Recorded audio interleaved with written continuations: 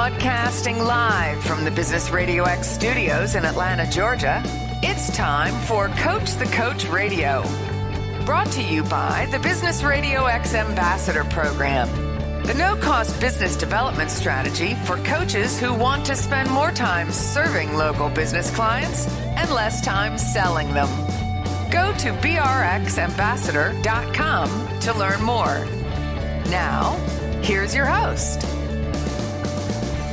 Lee Cantor here, another episode of Coach the Coach Radio, and this is going to be a good one.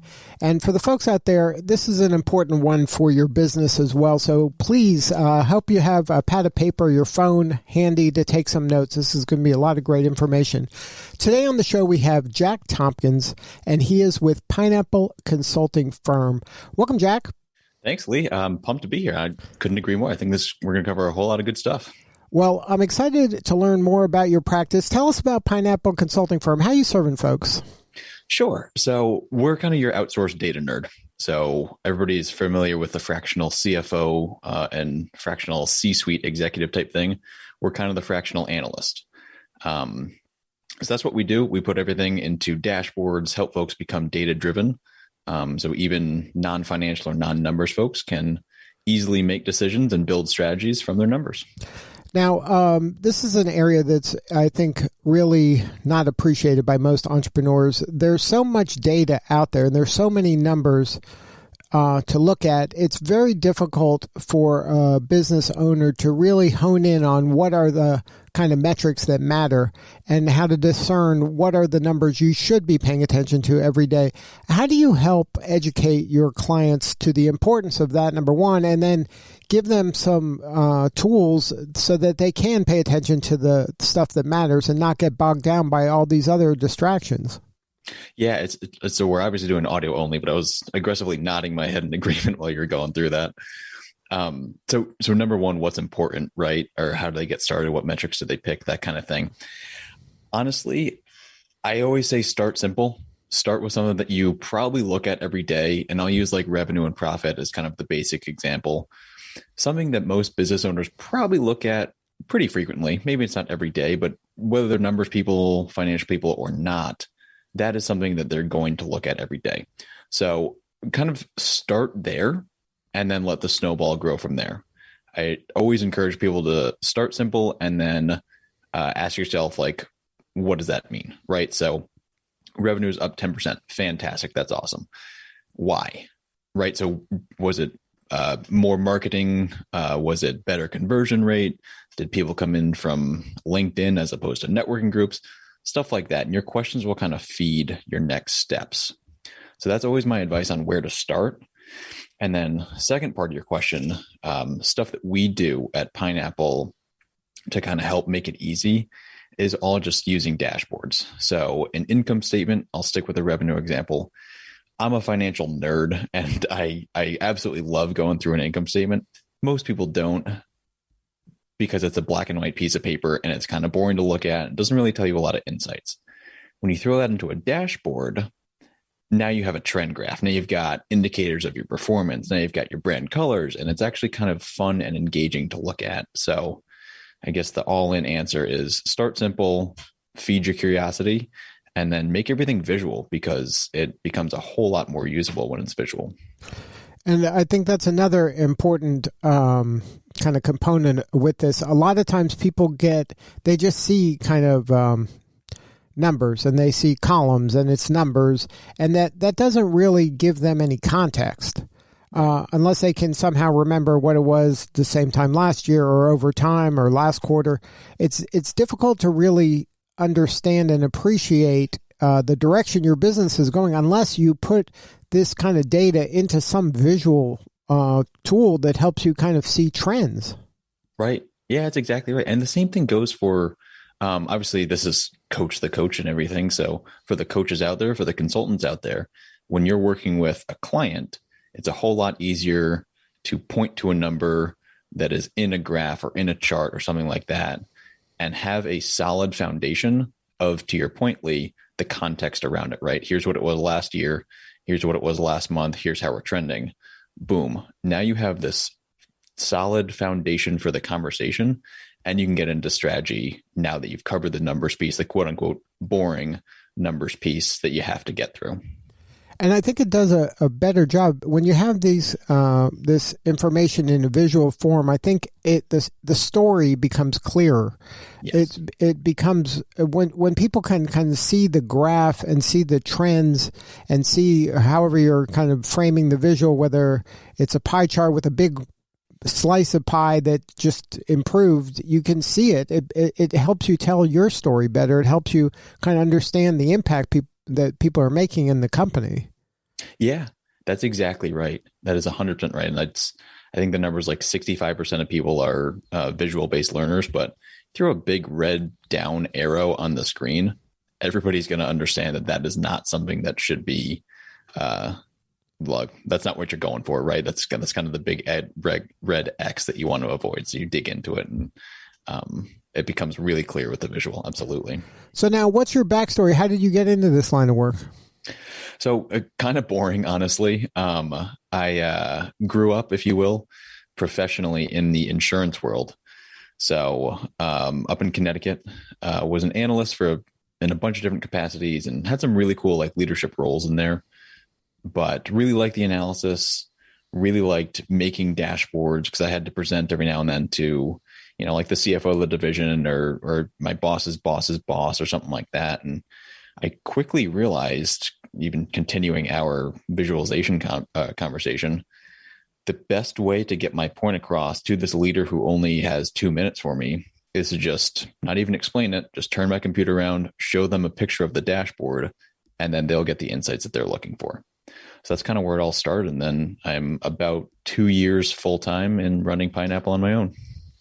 Now, kind of the epiphany of a dashboard or seeing the value of a dashboard, was that something you were like, okay, I can create dashboards. I can take this data and kind of smush it into a dashboard so that it becomes very crystal clear, just the handful of metrics that matter for an individual client. Was that kind of the epiphany? And now I have a tool that I can now deploy and offer to lots of people. Was that what happened? Or is this something that you work with clients and then customize some solution, whether it's a visual dashboard or whether it's numbers or whatever the solution is?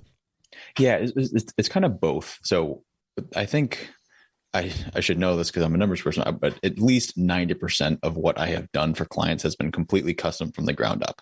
And I honestly love that. I have an absolute blast making that type of stuff. But to the first part of your question, that was kind of the formula, right? It was, let me take the things that matter, because in my corporate life, it was, I know that they're going to ask about these 3 metrics. And now in the small business world, it's, I know we care about, revenue, profit, and leads and conversions or whatever it is. I know that those are the big things. So how do we package them? And they kind of form together to be a bit of default stuff. So we can have the conversation of, here are the KPIs that we're thinking about. Here's why they make sense in general. Let's see if they make sense for your business too. And then part 2, let's make it custom to your business and make it visual and make it engaging and make it interactive. Now, most small businesses, if they don't, I would imagine not have kind of a data analyst on staff, but they might have a bookkeeper. They might have themselves with QuickBooks or some, software. How does your firm kind of play with those tools, and how do you help them get the most out of those tools?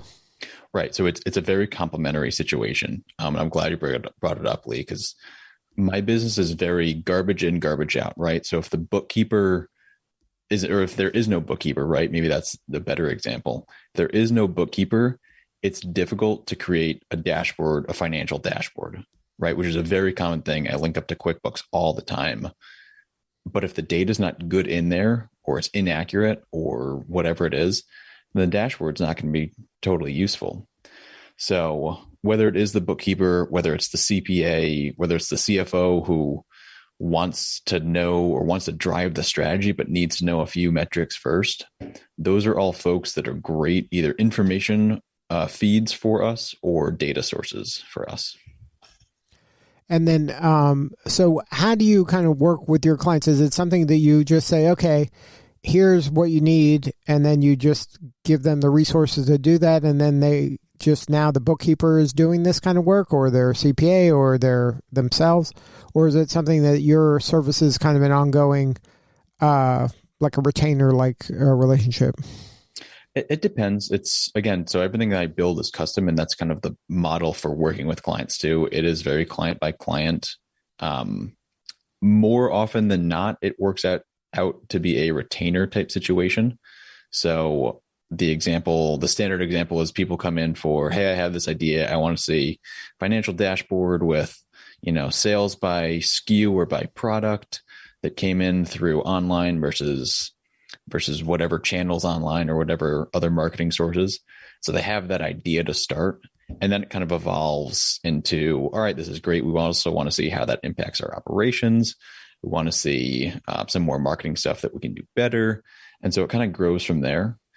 So I guess kind of wrapping that up, it does transform into a retainer thing after starting as a project in more cases than not. Now, are you typically kind of partnering with CPAs or these payroll services or the people that have some of this data? Or are you kind of going arm in arm with them, or are they referral sources, or are they just kind of, you're just complementary services that are both serving a similar client? Yeah, it's a good question. Kind of a little bit of all of it. I would say referral sources, both directions, right? So a business coach, for example, needing to see the numbers, they talk to me, and then me creating the numbers, building the dashboard, and then saying, hey, talk to this business coach because he'll help you kind of build the strategy off of it. So the referral partner is most common of those options, with, again, just very, very complementary services. And then in your work, are you kind of, is this kind of industry agnostic, or do you have some niches that you focus in on? It's been kind of all over the place, which honestly is a whole lot of fun for me because, like I said, I came from insurance, and that I really like the people. I like the work. I didn't like insurance that much.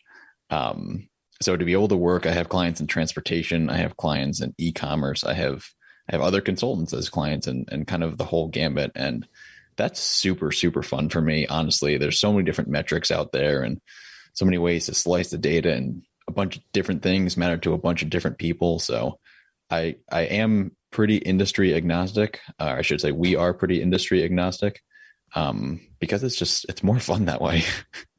And then because the dashboards don't care about the data, right? It's just a matter of aiming it at the right information that the person cares about. That's exactly right. Yep. 100%. Now, for you, can you share a story maybe that kind of illustrates some of the impact you can have in an organization? Maybe share what the challenge was before they got a hold of you, and then what happened after you kind of deployed some of your services into their world? Yeah, absolutely. So this will be we'll go with a transportation company. So fairly big company, big for my terms. So I think they're 40, 50 employees, something around that. But a whole lot of truck routes every day, right? Going in, going out, delivering packages, all sorts of stuff it feels like, kind of what was the analogy that we used? It was putting out fires with a blindfold on. So it was so many things happen in a day, right? Maybe a truck breaks down, maybe a delivery is late, and all that stuff. So it was kind of just whatever happens today, we're going to deal with it and then wake up and try and figure it out tomorrow kind of thing. And that's probably a bit too cavalier. But the bottom line is it was put out the fires first and then try and build the strategy second. So what we did was we created an operational dashboard and a financial dashboard. So the operations was how many stops did we do? How many packages did we do? What was the time? What was the efficiency on all of that stuff? And then how does that lead to financials, right? So two complementary dashboards. And now the operating structure isn't put out fire, figure out solution. It's now anticipate what's going to happen, select the most efficient things, aim for specific targets that we know we can hit based on data, and run the business much, much more efficiently. And honestly, with a lot more confidence, because when it's not just dealing with fires, it's a whole lot less stressful. And when the numbers are backing your decisions, and you're telling your management team and stuff like that, hey, here's what we need to do. It's a little bit of a stretch, but I think we can do it. You have the confidence of the numbers to back you up. So this client in particular would be the first to say that the dashboards are something that he looks at every day, and it's a 180 for his confidence in his day-to-day business. Now, are there some kind of symptoms or breadcrumbs for you or for a company that says, hey, you know what, maybe a data analyst is the right person that we should be talking to? Because I would imagine that this isn't an area that it's top of mind for a lot of folks. No, you're right. It's not super top of mind. It's one of those, data's one of those things that honestly, even in the corporate world too, it was, oh man, we should definitely look at that. Right. And then kind of crickets because it seems like a nice to have, but not a must have. But I think that in today's world with so much data out there and everybody having the ability to collect so much, I think it moves higher up in that hierarchy, and it becomes something that becomes a must have. I completely agree. And I think that's the shift that's happening. So corporate has had data and dashboards and stuff like that for a while and making decisions off that for a while now. I'm kind of seeing the transition into more small businesses. And I have a couple solopreneur clients as well, that one of their first priorities when they started their business is, let's get the data set up. And I absolutely love that, just in general for the whole field of data. So you're absolutely right. It's becoming more of a must have because of the decisions that come from it, because of the strategy that can come from data. And again, that confidence, and your gut tells you one thing, your gut's going to be right. Your gut plus your data can make you completely profitable. Right. And that's the thing. I think a lot of, especially the smaller businesses, they rely on just kind of their gut, or just like that initial, whatever happened first. And then they're using that data point as that's kind of modeling for everything going forward. And that's just one data point. And right, exactly. And I think that that's a mistake a lot of people, and you can get into a rabbit hole and you can go down the wrong path pretty quickly if you adopt that kind of a thinking in terms of strategic growth. Right. It becomes a short-term strategy that only has good short-term results. Well, and then you forget when you're wrong. And then so you don't have any kind of data that supports you having a good gut feel for things like you think it is. As long as you're in business, you just have to win a little bit more to stay in business. You don't have to be that right. But if you have some system that kind of looks at your data and you can make better decisions, you're going to increase your chance of success dramatically. Oh, 100%. Absolutely. And this isn't to say get rid of your gut, right? Your gut's why you got into business in the first place. But again, your gut plus data, you're absolutely right. You can be so much more efficient, grow so much more, scale so much more when you have those processes in place, and data being one of those processes. It is about as important as automating some of your marketing, or developing a marketing strategy, or consistent emails and conversations with clients.